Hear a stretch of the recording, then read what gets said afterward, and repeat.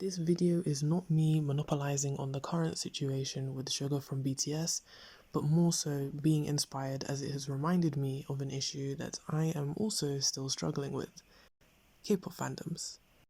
Now, I know us K-pop fans get a lot of flack from other fandoms, and I'm most likely going to add to that, but other fandoms are not exempt from the behavior or the points that I will discuss. I don't really know how to do an introduction for this, so I'm just gonna get right into it. I was reading Panchoa earlier today, and yes, I know, gross, ew, Panchoa, nasty, but I'll get to that later.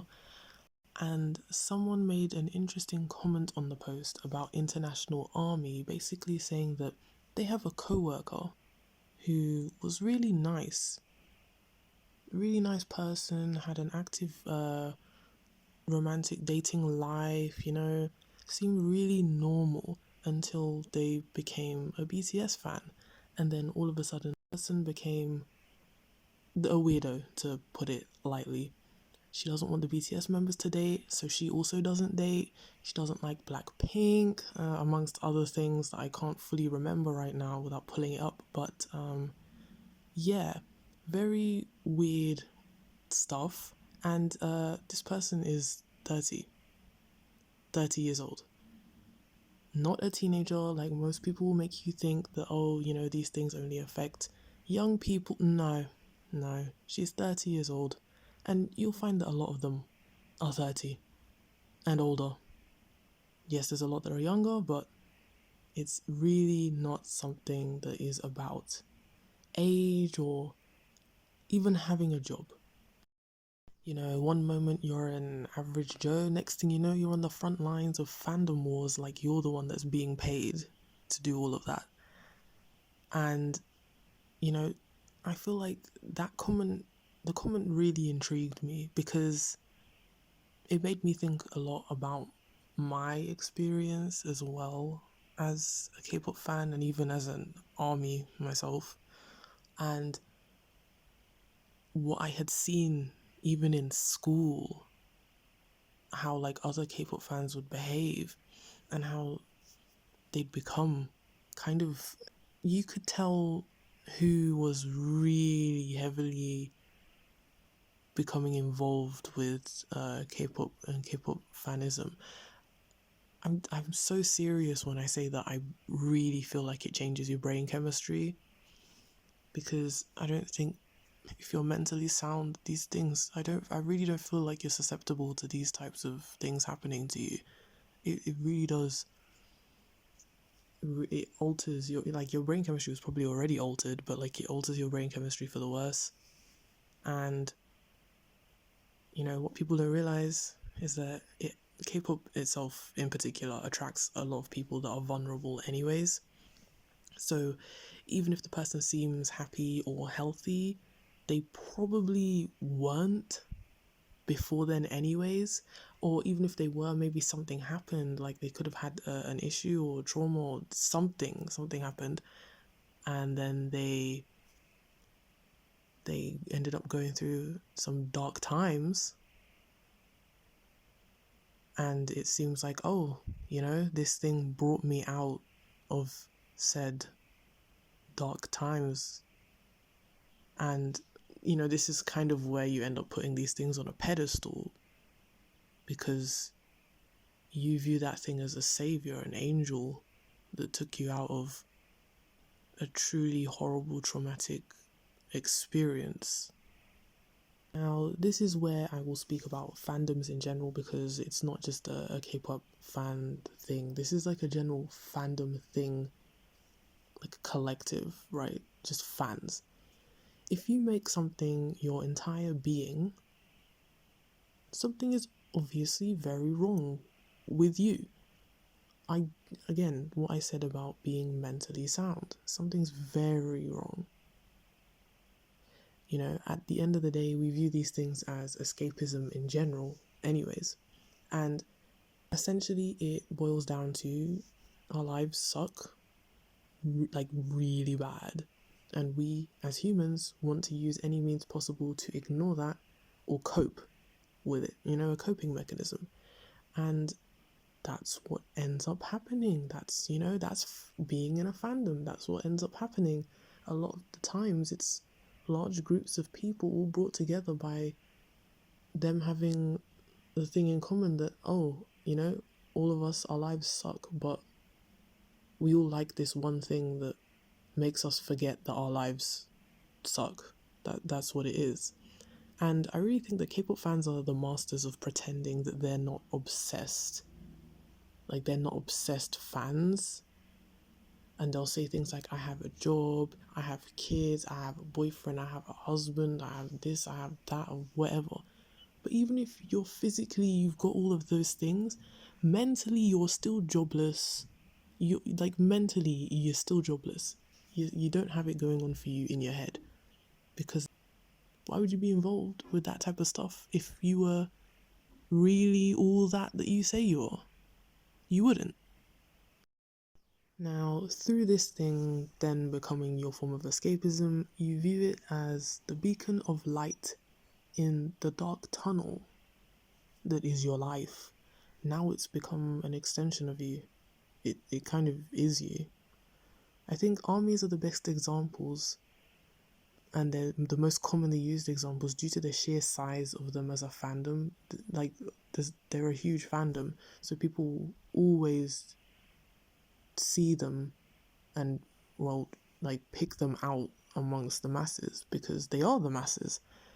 And even silly, misinformed comments on Twitter will get thousands and thousands of likes just because of the sheer size, when in other fandoms it will probably only get like 5 likes or 10 likes or something.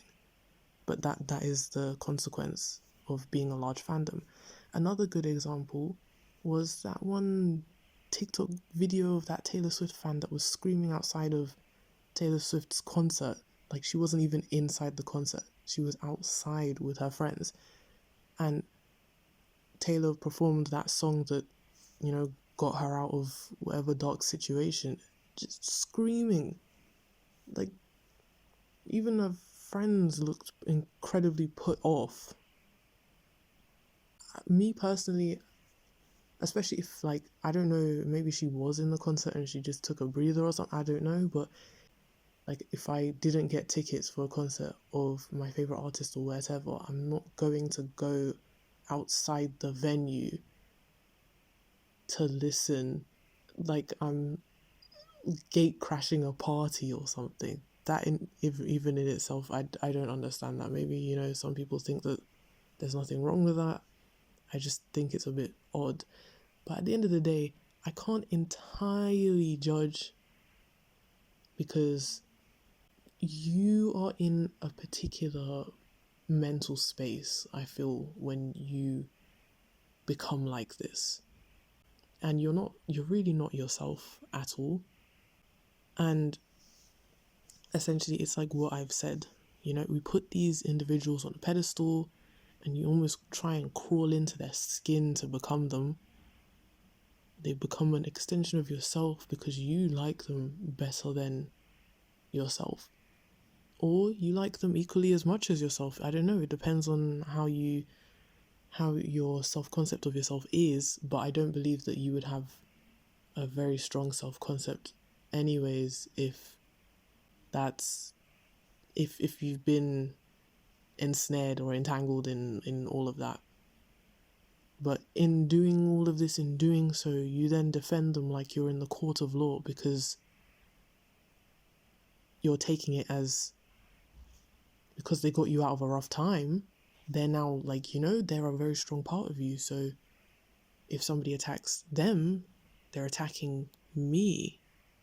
And what's worse is that some of these individuals and companies will capitalize on the innate vulnerability within the fandoms and will egg you on, and they'll tell you, yes, continue being like this because we know we're going to get more money out of you.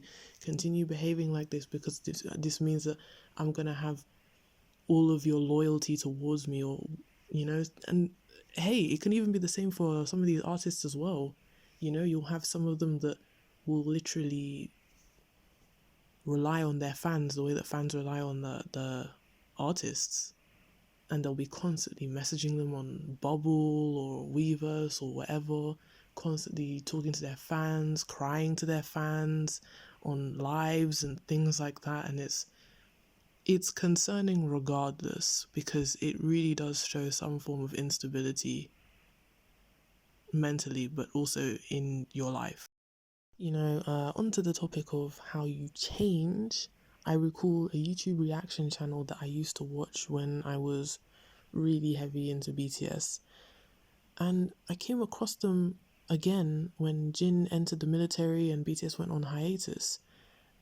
And oh my goodness, the video that I saw was straight mess. The comments, I'm unsurprised. I am entirely unsurprised. Straight mess. The guy was basically acting like other groups and fans are going to be fighting for ARMY's attention now, and ARMY should only focus on BTS and they shouldn't look at this, that, and the other. Like, sounding like you're going to war against the world, as if you're part of the team. And he's a grown man. And so are the other reactors on his channel. They're grown. They're really grown, and they're behaving like that. Behaving like BTS is law, BTS is God, everything else is false idol. To say I was disappointed is an understatement. I think I just didn't expect that behavior from them. Because what I had seen, they seemed pretty wholesome. They seemed all right. So in my head, I was thinking, what changed? What's changed? It's only recently that I really stopped being an ARMY, and that was about 2 years ago. So I was thinking, what changed in those 2 years, And another example of, I mean, it's not necessarily changed, just odd behavior.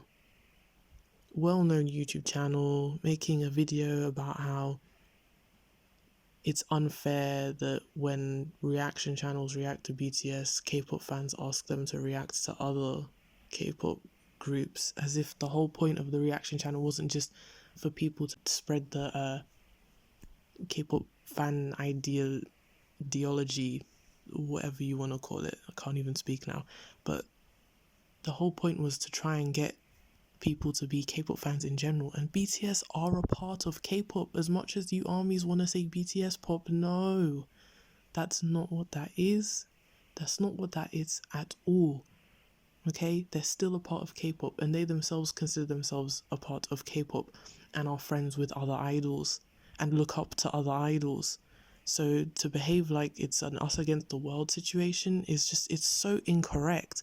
And I believe that the reason this is happening is because of BTS's rookie years and the whole underdog situation and whatnot. Now the fans have taken the chip on their shoulders. It's not even on the members' shoulders. It's now on their shoulders that they've taken that chip. And they're behaving in accordance with said chip on their shoulders. And they'll indoctrinate you because there's so many of them. And so if you're having the old fans behaving like this, the new fans, they never stood a chance. Of course they're going to adopt that behavior and see it as normal. Because at the end of the day, these are all people that are vulnerable. And they see that thing as taking them out of a vulnerable situation. And so in accordance, they're going to defend it with their life. It's become their safe space now. Now, I mentioned both channel examples to do with BTS, and that's mainly because, like I mentioned before, I was, even though I liked other groups, I was mostly a BTS fan. I was mostly an ARMY up until 2 years ago. And so, I was mostly consuming BTS related content. But yeah, the case, we get indoctrinated into fandoms and allow ourselves to be gaslit. We allow ourselves to be led astray. We allow others to think for us instead of thinking for ourselves. We allow ourselves to get influenced by instigators, which is a big deal because trolls and haters in particular, mostly trolls though, those are instigators. their whole point is just to rile people up, and they'll instigate and then they'll just run off unscathed and we'll go. And you see an instigator, right? And how they do it in K-pop, they'll make sure that they have some other group's picture as their profile picture. And what do we do instead? We go and attack the group and the group's members. And that instigator, they're not a fan of that group. They're probably not a fan of any group, if we're going to be quite honest. And if they are a fan of a group, it's a group that's completely unrelated to the argument. So they've gone and they've successfully instigated, because you go, you attack that instead of the person. Not that you should be doing any attacking in general, you should be ignoring. You go and you attack the group that they don't actually like, they just pretend to like for fan war reasons. And then now there's a huge fan war going on in the comment section, and essentially the reality is you just got yourself played. You just got played. All of you guys got played. You got led like sheep into a fight that doesn't exist. Someone who has good things going for them would not be enabling or partaking in this type of behavior. That's also the reality of that. You have nothing better to do. You must have nothing better to do. If that's what you're just immediately going to go towards, you don't have anything going for you, evidently. And I really believe it's actually quite scary to witness these things on the internet. It's very cultish. It's like your soul just gets snatched from you. You know, you'll get to a point where you forget that there's even a life outside of that thing. It becomes your religion that you defend with all your might. You get offended on behalf of that thing. You insult others on behalf of that thing. Even just think about where the term fan comes from. And even better, where the term stan comes from. We claim that we've changed the meanings, we've given them new life, but I beg to differ, because we're all acting in accordance to the original meaning of those two terms. We have control over ourselves. You can't say that you don't have control over yourself. If there's one thing that you can control, it is yourself. We need to wake ourselves up entirely. How can you debase yourself by engaging in this type of behavior and mentality? This message is not just for other fans. This message is for me as much as it's for other fans. And I'm talking about K-pop fans and just fans in general. This is important. Whether you're a fan of anime, cartoons, football, hockey, whatever it is, this still is something that is applicable. I myself can admit that I'm still ensnared in K-pop, because anybody, and this is why I mentioned it, anybody that goes on forums like the K-pop side of LSA or the K-pop side of Reddit or Panchoa, you're still ensnared. Despite the holier than thou attitude you want to upkeep, you're still ensnared in K-pop. You can argue that you're not a fan, you're not a stan of groups, but you will still endlessly consume K-pop content. You're still ensnared in it because it becomes a way of life almost. It's not just music to you, it's everything. It's all you watch, it's all you look at, it's all you talk about, it's all you see. Just that. For all fandoms, I believe that people should only be very casual fans, because it could literally even be YouTubers we're talking about here. It's not just limited to K-pop or sports. But I believe that people should really just be casual fans. And what do I mean by being a casual fan? I mean not fighting people because they say your favorite group, team, show, etc. sucks. I mean not falling for rage bait and provocations against the thing that you like. I mean having a life outside of that thing that you like. I mean not only interacting with people that like the thing that you like, especially that bit, not only just interacting with people that like the thing that you like. This point especially, I think is something that I do truly regret not doing. Not viewing those that are disinterested in my interest as potential for friends. That's definitely one of my biggest regrets. And, refusing to empathize and relate with others outside of the thing that I like. Because you end up missing out on a lot of really interesting, cool, good, introspective life experiences because you refuse to associate with people that don't like the thing that you like.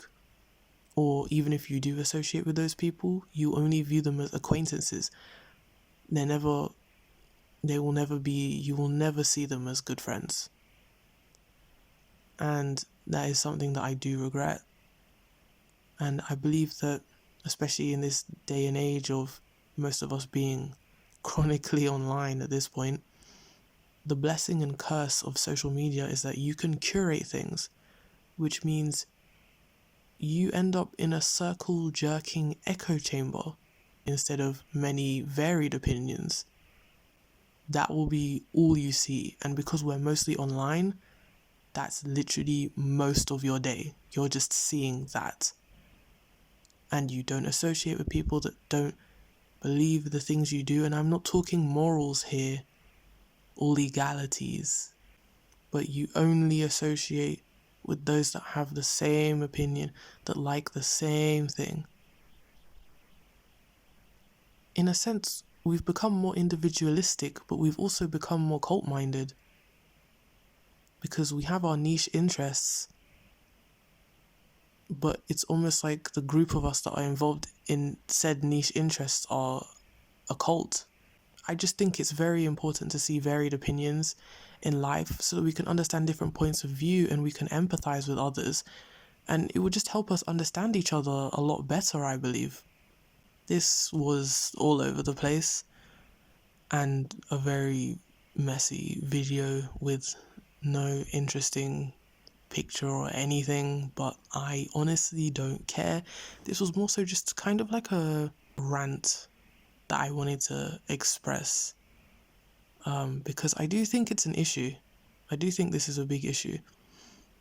And with how we've all become lonelier through social media and technology, I think it's become an even bigger issue than it was before.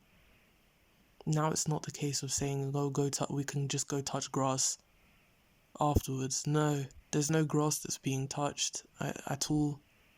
And I'm not saying this from the sidelines as if I'm better. I'm saying this from the same place. I'm literally coming from the same place. It's also something that affects and impacts me. But I would honestly suggest everyone to go watch How K-pop Exploits Your Loneliness by Hutiful, I think is how you say the channel name, and End Your Parasocial Relationship by Runzi February. Honestly, any video about how to come out of a parasocial relationship is good to watch, and just knowledge of parasocial relationships, because I believe more of us are involved, especially, with the chronically online situation. More of us are involved with parasocial relationships than anything. And like I mentioned earlier, even YouTube fandoms, stream fandoms, Twitch streamer fandoms would be involved in said parasocial relationships because, you end up seeing these people more than you can end up seeing them more than you see your friends and in some cases your family.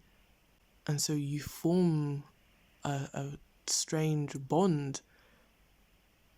I'm not coming from a place of judgment entirely due to having been in said similar situation, but also because I understand you've been somewhere vulnerable. That's why you are the way that you are. But it's still like what I also said afterwards, which is that you need to wake up. You need to wake up, and it's up to you to get yourself out of that, because you're profitable. So it's not like the thing that has gotten you out of wherever it's gotten you out of is going to stop you from being like that. No, because then their profit's going to go. You're profitable, your time is profitable, so it's up to you to try and wake yourself up, to try and hear others that are also trying to wake you up.